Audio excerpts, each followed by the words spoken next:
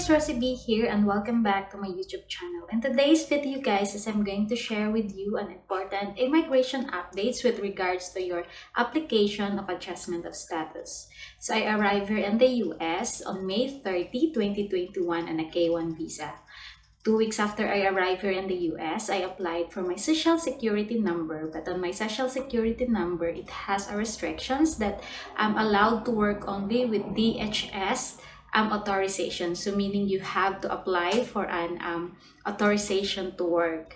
So I just get married last July 31, which is 60 days from the day that I arrived here in the US. So right now I am filing my application for adjustment of status.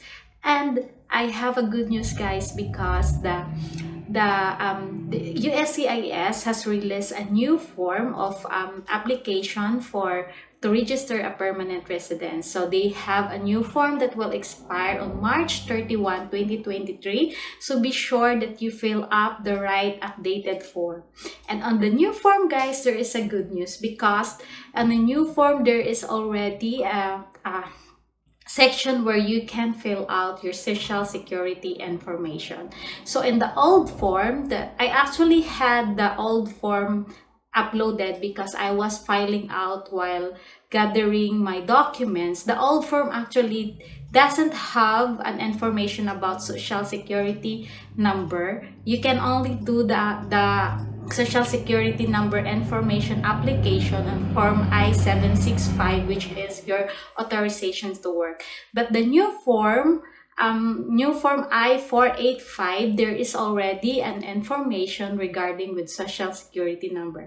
And the good news is they will give you your new social security number while waiting for your permanent resident card without restriction. So if you applied for your social security number right away, 2 weeks after you arrive here in the US, there is a restriction. But when you apply for your adjustment of status, together with your social security number with your updated name.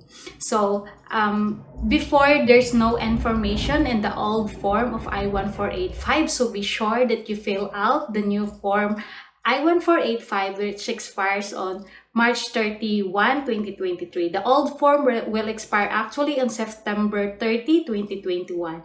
But you have to fill up the new form, and it has your social security number information. So there's actually 3 types of social security number, guys. When you arrive here in the US as a permanent resident already, or you are a spouse, you are on a spousal visa, they will issue you a social security card without restriction. Or like me, when I arrived here in the US and I applied right away a social security number, it has a restriction, which you are only allowed to work with Department of Homeland Security authorization.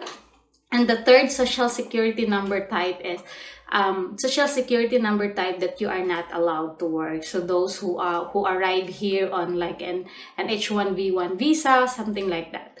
So on the new form, guys, of a social application to register a permanent resident, there is already information about your social security number. So the good news is they will release, or they will issue you a social security number without restriction upon application of your adjustment of status, and you can right away work while waiting for your green card to be processed. So this is the good news of those who are a K-1 visa applicants, because in the old form, guys, if you doesn't apply your I-765, which is your authorization to work, you have to wait for your green card to start working. But at least now in your new form I-1485, there is already an information about your social security number, and they will issue you a social security number which is without restrictions, so you can now allowed to work while waiting for your green card. And it's also allow you your social security number to open a bank account, to apply for your driver's license.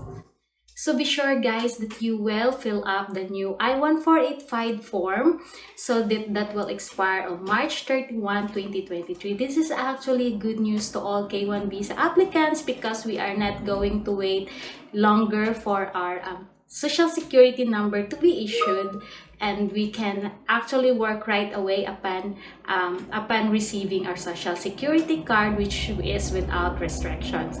So hope guys this information is valuable. I hope this information will help you in your application for your adjustment of status. So if you are not subscribed yet to the channel, please don't forget to subscribe and hit that bell button so that you get notified of my new video.